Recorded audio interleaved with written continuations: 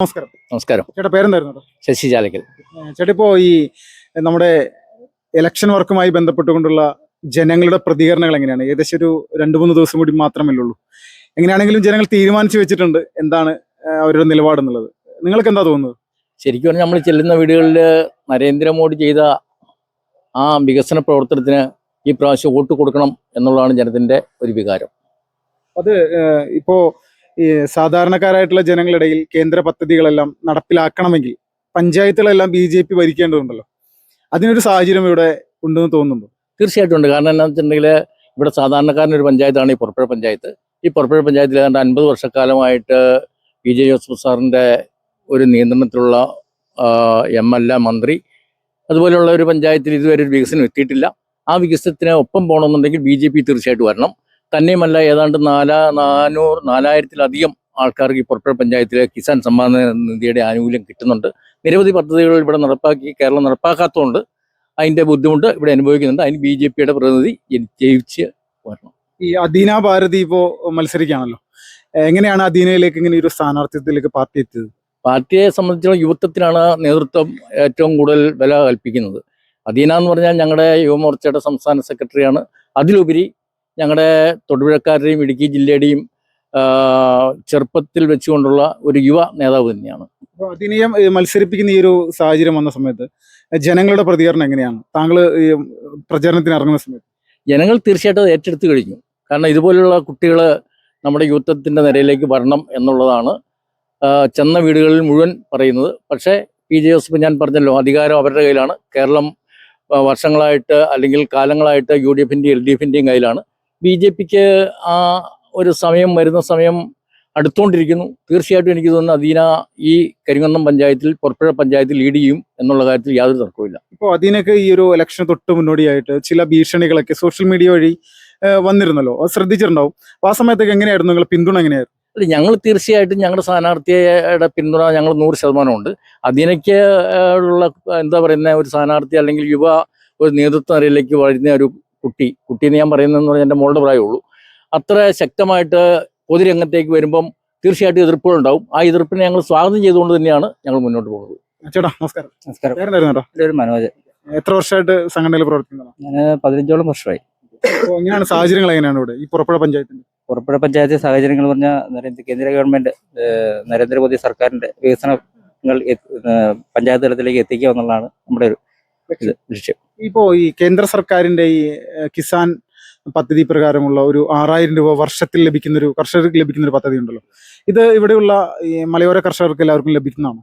അത് ഇപ്പം ഞാൻ പുറപ്പുഴ പഞ്ചായത്ത് 14 വാർഡില് ഒട്ടനവധി വീടുകൾ ലഭിക്കുന്നുണ്ട്. എന്നാൽ അതിൽ കൂടുതൽ വീടുകൾ ലഭിക്കാത്ത വീടുകളുണ്ട്.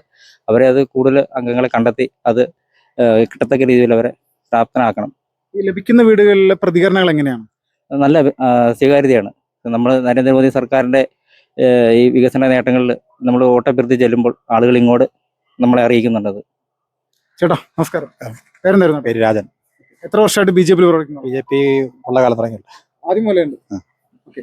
ചേട്ടാ, ഇപ്പോൾ ഈ ചേട്ടൻ്റെ ഒരു പ്രവർത്തന പരിചയത്തിൽ ഈ പറയുന്ന പുറപ്പുഴ പഞ്ചായത്തിന്റെ വികസന കാര്യങ്ങൾ എങ്ങനെയാണ്? ഇവിടെ മാറി മാറി ഭരിച്ചിട്ടുള്ള UDF ആയിക്കോട്ടെ LDF ആയിക്കോട്ടെ, എങ്ങനെയാണ് അവരുടെ ഒരു പ്രവർത്തന കാര്യങ്ങൾ? എങ്ങനെയാണ് അവരുടെ വികസനങ്ങളൊക്കെ? അവരുടെ വയറിനായിട്ടുള്ള വികസനമുള്ളൂ, ജനങ്ങൾക്ക് വേണ്ടിയുള്ള വികസനം നടന്നിട്ടില്ല. വികസിപ്പിക്കാൻ ഒരുപാട് കാര്യങ്ങളുണ്ട്. BJP അധികാരത്തിൽ വന്നാൽ എല്ലാ നടപടികൾ സ്വീകരിക്കുന്നു. BJPക്ക് ഇവിടെ ഒരു സ്വാധീന മേഖല എന്ന് പറയാൻ പറ്റുന്ന പ്രദേശം ഏതാണ്? പുറപ്പുഴ PJ ജോസഫിന്റെ മണ്ഡലം തന്നെ BJPക്ക് സ്വാധീനമുണ്ട്. BJPയുടെ കഴിഞ്ഞ ഇലക്ഷൻ 2ാം സ്ഥാനത്ത് വന്നാണ് ഈ തവണ 1ാം സ്ഥാനത്ത് കൊടുത്തത്. ഇപ്പോൾ ഈ നിലവിൽ ഇവിടെ ഈ പഞ്ചായത്തിൽ BJPക്ക് വാർഡ് മെമ്പർമാരുണ്ടോ? ഒരാളുണ്ട്, 8ാം വാർഡില് സൂര്യ. എത്ര സ്ഥലങ്ങളിൽ 2ാം സ്ഥാനം? ഞങ്ങൾ 10 വാർഡിൽ മത്സരിക്കുന്നുണ്ട്. അതിൽ 4 വാർഡിലും 1ാം സ്ഥാനം വരെ ഞങ്ങളുടെ പ്രതീക്ഷ. എന്തെങ്കിലും കഴിഞ്ഞാൽ വലിയ പ്രതീക്ഷയാണ് ഇത്തവണ. വിജയപ്രതീക്ഷ 4 മണ്ഡലം. ചേട്ടാ നമസ്കാരം. പേരെന്തായിരുന്നു? ശശി. എത്ര വർഷമായിട്ട് BJP പ്രവർത്തിക്കുന്ന? ചെറുപ്പം മുതലേ 4ാം ക്ലാസ്സിൽ പഠിക്കുമ്പോൾ RSS മുതൽ പോകാം. ഇപ്പോൾ ചേട്ടൻ അന്ന് പ്രവർത്തിച്ച് മുന്നോട്ട് പോരുന്ന സമയം മുതൽക്ക് തന്നെ ഇപ്പോഴത്തെ പാർട്ടിയുടെ ഒരു മാറ്റം എങ്ങനെയാണ്? ജനങ്ങളുടെ ഇടയിലുള്ള പാർട്ടിയുടെ സ്വാധീനം എത്രത്തോളമായിരുന്നു? സ്വാധീനം 100-150% ഞങ്ങൾക്ക് സപ്പോർട്ടുണ്ട് എല്ലാ കാര്യത്തിലും.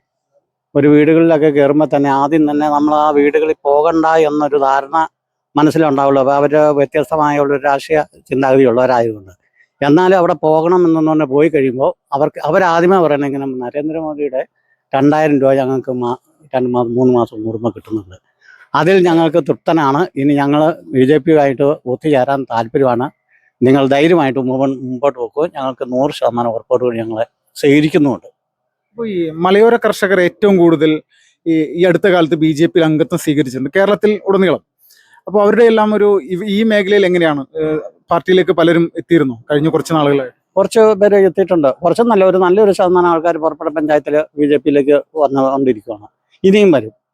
ഇനി കഴിഞ്ഞ പ്രാവശ്യം ഈ പഞ്ചായത്തിൽ മെമ്പറായിരുന്ന ആൾക്കാർ, അങ്ങനെ 2-3 വ്യക്തികളുണ്ട്. ഈ ഇലക്ഷൻ കഴിഞ്ഞിട്ട് ഞങ്ങൾ BJP ആയിട്ട് ബന്ധപ്പെട്ട് ഞങ്ങൾ മെമ്പർഷിപ്പ് എടുത്ത് മുന്നോട്ട് പോകാൻ തയ്യാറാണെന്ന് പറഞ്ഞിട്ടുണ്ട്. നമസ്കാരം. പേരെന്തായിരുന്നു? എൻ്റെ പേര് ശ്രീജിത്ത് ഭാസ്കരൻ. പുറപ്പുഴ പഞ്ചായത്ത് 1-ാം വാർഡിൽ നിന്നാണ് മത്സരിക്കുന്നത്. ടൗൺ വാർഡാണ്. ഇപ്പോൾ ഈ സാഹചര്യങ്ങൾ എങ്ങനെയാണ്? അനുകൂലമാണോ? സാഹചര്യം എനിക്ക് അനുകൂലം തന്നെയായിട്ടാണ് നിൽക്കുന്നത്. അവിടെ ഒരുപാട് പ്രശ്നങ്ങളൊക്കെ ഉണ്ട്. അതെല്ലാം ഞാൻ പരിഹരിക്കും മുന്നോട്ട് പോയിക്കൊണ്ടിരിക്കുന്നു. ഈ എല്ലാ വീടുകളിലും കയറി ഇറങ്ങിയോ? എല്ലാ വീടുകളിലും കയറി ഇറങ്ങി. എന്താ പ്രതികരണങ്ങൾ എങ്ങനെയാണ്? പ്രതികരണം നരേന്ദ്രമോദിയോടുള്ള ഇഷ്ടം അത് എന്നോടും എനിക്കും കിട്ടുന്നുണ്ട്. ആ ഒരു പ്രതീക്ഷയാണോ? ആ ഒരു പ്രതീക്ഷയാണ്. ഇപ്പൊ നിലവിൽ ആ വാർഡ് ആരാ ഭരിക്കുന്നവരാ? ആ വാർഡ് കോൺഗ്രസ് ആണ് ഭരിച്ചുകൊണ്ടിരിക്കുന്നത്. ഇപ്പൊ കേരള കോൺഗ്രസ് ആണ് അവിടെ സീറ്റിൽ മത്സരിക്കുന്നത്. ഇപ്പൊ കേരള കോൺഗ്രസിന്റെ നിലവിലെ സാഹചര്യങ്ങൾ എങ്ങനെയാണ്? അവസ്ഥ എങ്ങനെയാണ്? അവരുടെ അവസ്ഥ വളരെ മോശമാണ്. കാരണം എന്താ? കാരണം അവിടെ ഒത്തിരി പ്രശ്നങ്ങളുണ്ട്. കോഴി ഫാമിന്റെ മണവും കാര്യങ്ങളൊക്കെ ഉണ്ട്. അത് നമ്മളായിട്ട് പരിഹരിച്ചു കൊടുക്കുമെന്ന് ജനങ്ങൾക്ക് വാക്ക് കൊടുത്തിട്ടുണ്ട്. പിന്നെ റോഡുകളെല്ലാം പൊട്ടിപ്പൊളിഞ്ഞ് കിടക്കുവാണ്. ആ റോഡെല്ലാം നല്ല രീതിയിൽ ടാർ ചെയ്ത് കൊടുക്കാന്നുള്ള വാഗ്ദാനങ്ങളൊക്കെ നമ്മൾ ജനങ്ങൾക്ക് കൊടുത്തിട്ടുണ്ട്. ഈ ക്രൈസ്തവ ന്യൂനപക്ഷങ്ങൾക്ക് വലിയ സ്വാധീനമുള്ള മേഖലയാണല്ലോ. അവരുടെ എല്ലാം പ്രതികരണങ്ങളെയാണ് മുൻകാലങ്ങളിലെ BJPയോടുള്ള നിലപാടിൽ നിന്നൊക്കെ മാറ്റങ്ങളുണ്ടോ? പല സ്ഥലങ്ങളിലും മാറ്റങ്ങളുണ്ട്. ഇവിടെ എങ്ങനെയാണ്? ഇവിടെ ക്രിസ്ത്യൻസ് ഒക്കെ ഭൂരിഭാഗവും BJPയുടെ അനുകൂലമായിട്ടാണ് പ്രതികരിക്കുന്നത്. കാരണം ഒത്തിരി പേർക്ക്, പാവപ്പെട്ടവർക്ക് കിസാൻ സമ്മാൻ നിധിയിൽ നിന്ന് ഒത്തിരി പൈസ കിട്ടുന്നുണ്ട്. അപ്പം അതുകൊണ്ട് എല്ലാ ക്രിസ്ത്യൻസും ഭൂരിഭാഗം ആൾക്കാരും നമ്മളോട് കൂടി വോട്ട് ചെയ്യാം എന്നാണ് പറഞ്ഞിരിക്കുന്നത്. നമസ്കാരം. ചേട്ടാ പേരെന്തായിരുന്നു? എൻ്റെ പേര് സഹജൻ KN. ചേട്ടൻ ഈ എന്താ സംഘടനയുടെ ചുമതല എന്താ? ഞാൻ BJPയുടെ പുറപ്പുഴ പഞ്ചായത്തിന്റെ പ്രസിഡന്റാണ്. ചേട്ടാ എങ്ങനെയുണ്ട് പ്രവർത്തനങ്ങളൊക്കെ? എന്താണ് വല്ല മാറ്റങ്ങൾക്കുള്ള സാധ്യത ഇത്തവണ ഉണ്ടോ? തീർച്ചയായും. കാരണം എന്താ? കാരണം ലോകാരാധ്യനായ നരേന്ദ്രമോദി NDA നേതൃത്വത്തിൽ ഇന്ത്യ മഹാരാജ്യം ഭരിക്കുന്നു. അദ്ദേഹം ചെയ്ത ഒട്ടനവധിയായ ക്ഷേമ പ്രവർത്തനങ്ങൾ എടുത്തു പറയാൻ നമ്മുടെ കിസാൻ സമ്മാൻ നിധി ഈ തെരഞ്ഞെടുപ്പ് സമയത്ത് എല്ലാ കർഷകരുടെയും കൈകളിലെത്തി. അങ്ങനെ ജനനന്മയ്ക്ക് വേണ്ടി ജനോപകാരപ്രദമായ നടപടികൾ നടത്തുന്ന ഒരു സർക്കാരും അതിന് കീഴിൽ ഇവിടെ ഭാരതീയ ജനതാ പാർട്ടിയുടെ സ്ഥാനാർത്ഥികളായി മത്സരിക്കുവാൻ, വിശേഷ്യ ഈ 11-ാം വാർഡിലെ സിന്ധു, ഞാൻ നരേന്ദ്രമോദിയുടെ താമര ചിഹ്നത്തിൽ മത്സരിക്കുവാൻ അഭിമാനത്തോടു കൂടി മുന്നോട്ട് വന്നൊരു സ്ഥാനാർത്ഥിയാണ്. അങ്ങനെ നിരവധിയായ ആളുകൾ നരേന്ദ്രമോദിജിയുടെ വികസന നേട്ടങ്ങൾ ഇവിടെ മുന്നിൽ കണ്ടുകൊണ്ട് ആ താമര ചിഹ്നത്തിൽ മത്സരിക്കുവാൻ ആഗ്രഹിച്ച് മുന്നോട്ട് വന്നിട്ടുണ്ട്. ചേട്ടാ ഇപ്പോൾ ഈ മലയോര മേഖലയിൽ ഇപ്പോൾ BJPയുടെ ഒരു സ്വാധീനം എങ്ങനെയാണ്? പണ്ട് കാലങ്ങളിൽ അത് വളരെ കുറവായിരുന്നു. ഇതിപ്പോ മാറ്റങ്ങളുണ്ടോ? തീർച്ചയായിട്ടും ഉണ്ട്. കാരണം കർഷകരെയും കർഷക തൊഴിലാളികളെയും ചേർത്ത് പിടിക്കുന്ന ഒരു സർക്കാരാണ് NDA സർക്കാർ. ആ ക്ഷേമ പ്രവർത്തനങ്ങൾ മുൻനിർത്തി മുന്നോട്ട് പോകുമ്പോൾ ഇപ്പോൾ നമ്മളുടെ പ്രധാനമന്ത്രി ഗ്രാമീണ സടക്ക് യോജന, ആ ഗ്രാമീണ സടക്ക് യോജനയിൽ ഗ്രാമപ്രദേശങ്ങളിലെ ഉന്നമനം ലക്ഷ്യമാക്കിയാണ് പ്രധാനമന്ത്രി ആ റോഡുകളിലെ വികസനങ്ങൾ നടത്തുന്നത്. അതുകൊണ്ട് മാത്രം ഈ വികസന പ്രവർത്തനങ്ങൾ കണ്ടുകൊണ്ടാണ് നിരവധിയായ ന്യൂനപക്ഷ വിഭാഗത്തിൽപ്പെട്ട ആളുകൾ, മറ്റ് തൊഴിലാളികൾ, കർഷക തൊഴിലാളികൾ, അങ്ങനെയുള്ള നിരവധിയായ ആളുകൾ, വീട്ടമ്മമാർ ഉൾപ്പെടെ നിരവധി ആളുകൾ പാർട്ടിയിലേക്ക് കടന്നു വന്നു. അത് വലിയ മാറ്റങ്ങളാണല്ലോ ഇത്തവണ. തീർച്ചയായിട്ടും. കാരണം ഇപ്പോൾ തന്നെ നമുക്കറിയാം, കേരളത്തിൽ പാർട്ടി ചിഹ്നത്തിൽ മത്സരിക്കുന്നവരുടെ എണ്ണം വളരെ കൂടുതലാണ്.